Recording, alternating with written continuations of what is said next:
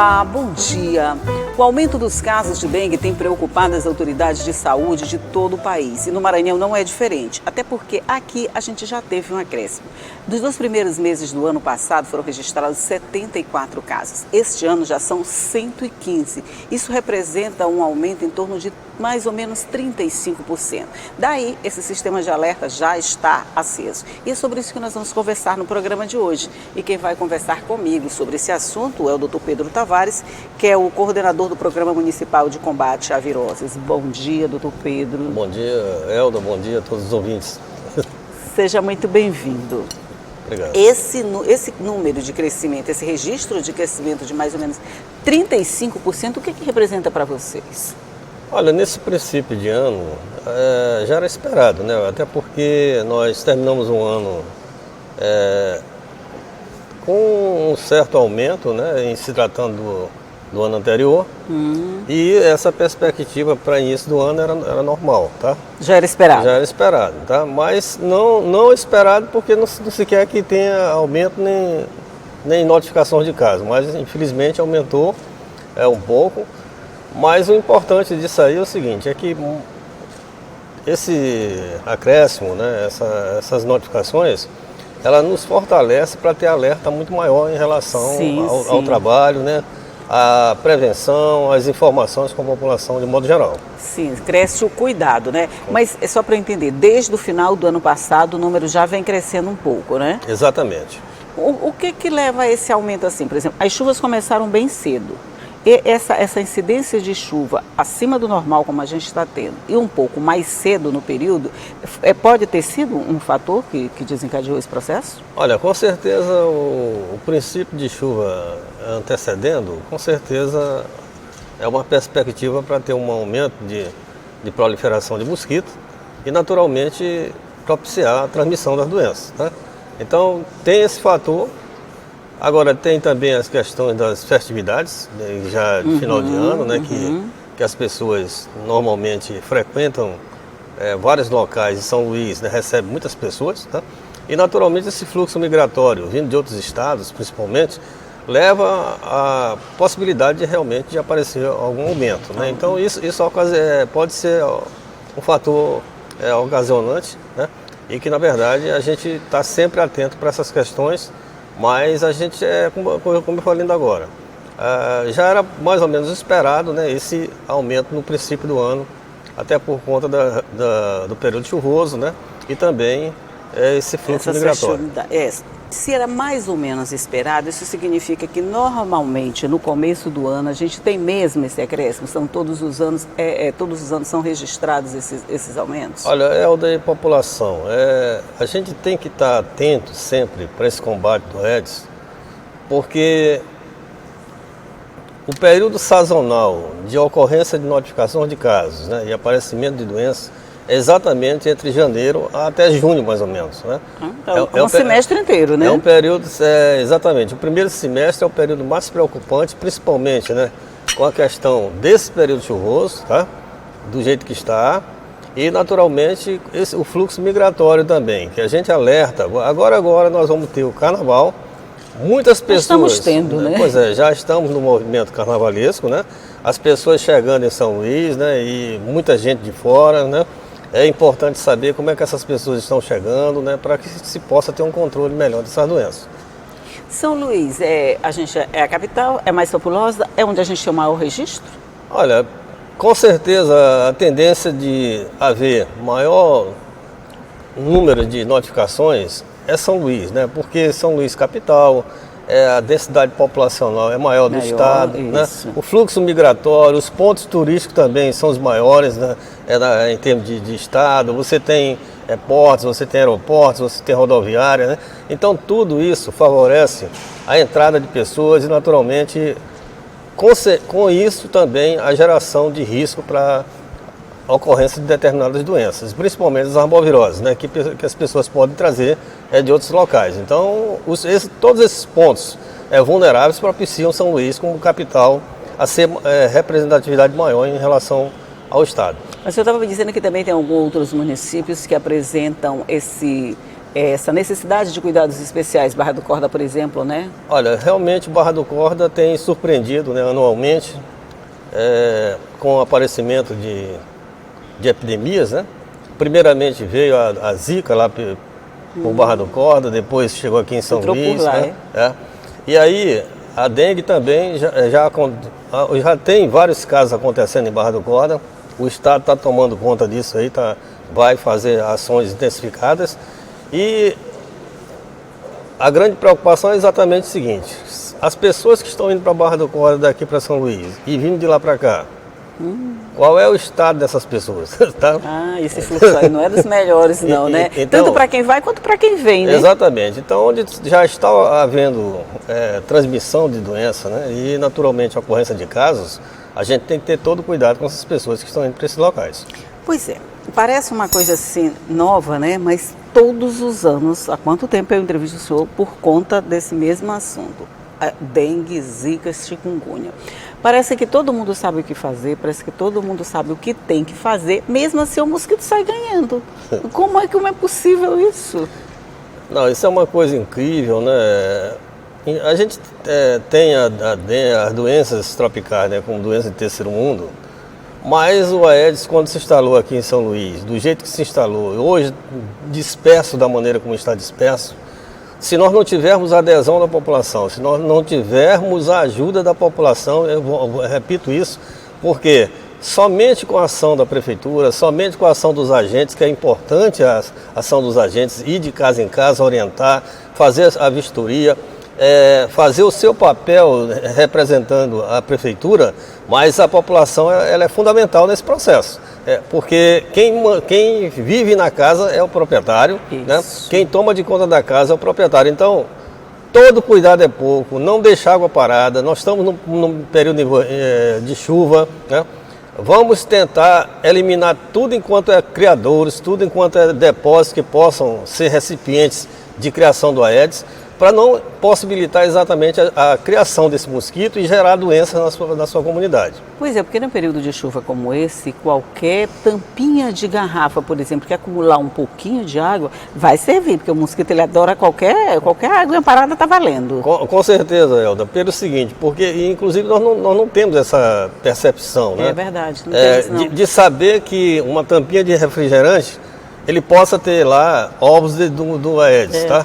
E esse ovos durar tanto tempo, né, passando até anos ali inativo, e quando entra em contato com a água, eclodir, tá? Nós vamos falar já sobre isso no próximo bloco. Vou fazer um rápido intervalinho aqui, a gente toma um cafezinho e volta para falar do mosquito. Um minutinho só e eu volto já.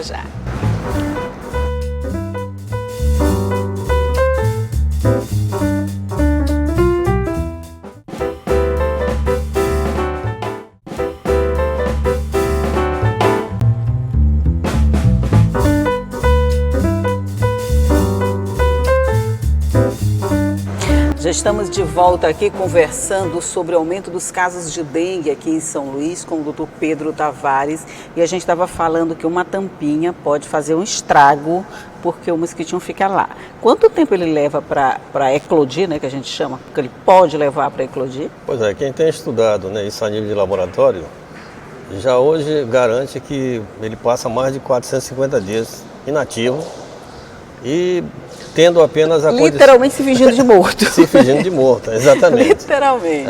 É inerte, né? Fica ali adormecido e quando entra em contato com a água, rapidamente eclode porque ele está bem maduro, né? Também isso é importante. Ele está bem maduro e aí entrar em contato com a água, eclodir e fazer seu ciclo normal.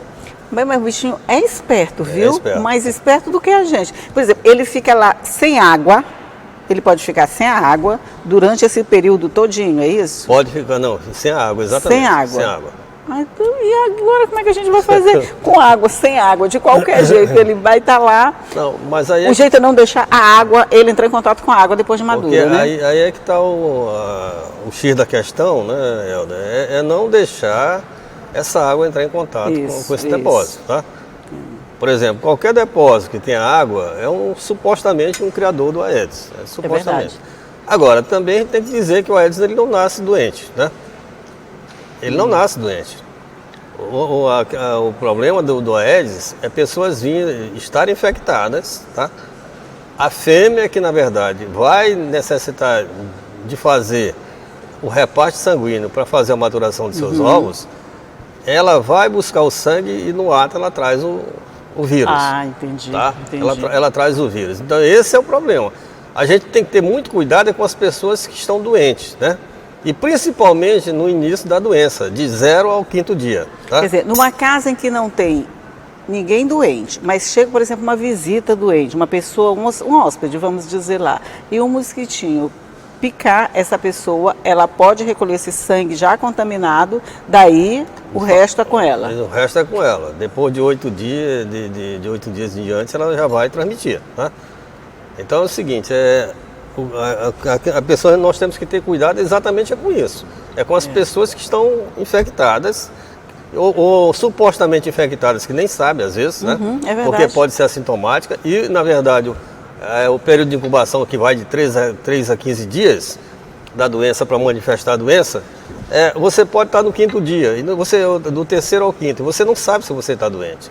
E se você não sabe que está doente e o mosquito está em sua casa, ele pode lhe picar, pode se contaminar e depois passar a doença para os outros. A gente não sabe que está doente, mas o mosquitinho já sabe que a gente está doente. Exatamente. Agora, esse negócio de você não saber que está doente, eu vejo um problema a mais. Porque, por exemplo, você sente os sintomas, como todo mundo fala quais são os sintomas da dengue, a gente já, se sente, a gente já fica pensando, eu estou com dengue. Aí a gente vai para o hospital. Chega lá, você tem que fazer um hemograma, que demora um tempinho para sair. Nesse tempinho você já infectou um monte de gente. Mas aí é que está o problema. A pessoa, quando você sente qualquer sintoma, né, e parecido com dengue, que no caso febre, né, dor de cabeça, dores nas articulações, musculações, principalmente essa sintomatologia, se você vai na unidade de saúde, se você vai consultar com o médico lá na unidade é obrigado a notificar essa informação, porque é uma doença compulsória, né, de notificação compulsória. Então, ele vai ser notificado. E o que vai acontecer? Imediatamente ele informa a vigilância. Tá? Ao informar a vigilância... Mesmo sem o resultado do hemograma? Mesmo sem o resultado. Então ele informa a vigilância sabendo dessa informação, já vai tomar providência de medida de controle. Tá? Agora, o ruim é ele chegar de qualquer unidade de saúde e com o médico qualquer não notificar, né, e não informar a vigilância. Porque a partir de um caso pode passar para 10, tá? Porque se você ficar esperando o resultado do hemograma, que normalmente demora um pouquinho para sair, às vezes sai no outro dia quando você vai pedir um hemograma simples. Até o seguinte, o hemograma ele sai rápido, né? Aí você já tem mais ou menos uma pequena noção. Agora, a sorologia, que é o exame específico para a sorologia, esse aí você tem que esperar 6 dias para você fazer. Pois em 6 dias o mosquitinho já fez um estrago que só. E aí, mas é esse tipo de coisa, dessa informação que se precisa da população. Não espere chegar o 6º dia, o 7º, para você fazer seu exame e identificar a doença, porque você já está doente, tá? Está doente. O importante de você é ter essa informação para quê? Para você evitar que seu filho, seu parente, né, a vizinhança, também se contraia com a própria doença. Tá, então vamos fazer um quadro aqui. Eu estou me sentindo aqui, achando que eu estou com dengue. Estou com febre, estou com dores nas articulações, o olho não pode virar que dói, essa coisa Exatamente. Toda. Aí eu vou esperar a sorologia. Nesse período, enquanto esse resultado oficial não sai, quais são os cuidados que eu, como suposta doente, vou ter que tomar, preciso tomar? Bem, o que você tem que fazer, primeiramente, é ir lá no médico, né? Fazer a consulta. Não, estou falando enquanto você espera o resultado da sorologia. Enquanto porque se você foi no médico, ele já lhe orientou a fazer alguns procedimentos. O médico mesmo vai te orientar. Exatamente, tomar um paracetamol, suprimir os sintomas que você está sentindo, tá? Enquanto você aguarda o resultado do exame. Olha, o resultado não, aí espera para fazer a sorologia. Isso. Aí você fazendo a sorologia, você já vai detectar que está com dengue. O que tem que ser? É você ser acompanhado para você não entrar no estado de gravidade.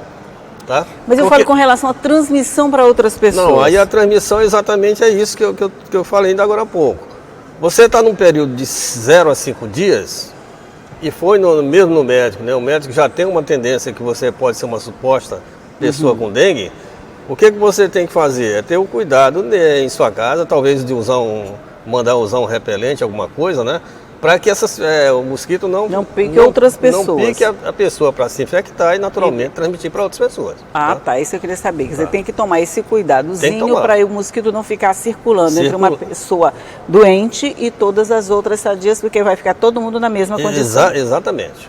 Entendi. E umas podem ficar pior do que outras, né? Dependendo da situação de estado, né? De saúde, né? Se tiver algum tipo de imunidade mais frágil, mais frágil, Os casos mais graves, doutor Pedro, eles têm sido registrados? Dengue hemorrágica, a zika, chikungunya, como é que está a situação? Olha, na verdade é o seguinte, hoje não se fala mais em dengue hemorrágica, né? Se fala em dengue grave, né? Meu Deus, então vamos lá, dengue. A gente tem a dengue, né? Que é a dengue clássica, dengue grave. Né? Dengue com sinais de alarme, né? Com sinais de alarme, dengue grave. A gente tem que dizer assim, dengue com sinais de alarme. Dengue com sinais de alarme. Isso é complicado. Por que dengue com sinais de alarme? Porque quando se fala nos sintomas iniciais, que é dor, que é febre, que é isso, aquilo, outro, você não tem tanta preocupação com gravidade, tá? Está nos primeiros momentos da dengue clássica. Mas aí quando você passa a ter o seguinte, ter uma autoconfiança de que você não vai ter nada, aí você começa a se automedicar ou fazer qualquer tipo de coisa que não deve, tá? Então o que ocorre? Se você começar a apresentar sangramentos importantes, tá? Sangramentos importantes, dores abdominais intensas que não passam por qualquer remédio, vômitos frequentes, aí você já está com sinais de alarme. Esses são sinais de alarme. Aí a dengue grave. Pele fria, não, ainda não é dengue grave, né? A dengue vai começar a se agravar, tá?